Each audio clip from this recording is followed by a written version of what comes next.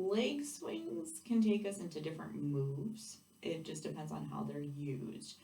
Whenever you do leg swings, your feet should not be dragging on the floor, which means you have to engage your core and you have to lengthen out of your head.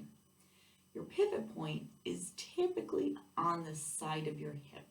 Now, if you've done a lot of walking or you've sat for a while, I'm not gonna lie, it's probably gonna be a little tender by the time you're done doing some leg swings.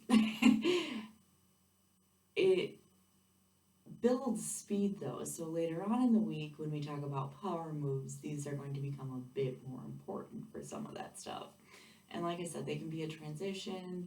They're just one of those general things you just kind of need to know on the floor. Sometimes you may find that the legs are bent. When you're first learning them, it's all about straightening them out though, so that way you can really work on the lengthening aspect and control. I will see you tomorrow as we work on our pike turns and passe turns. I will see you then.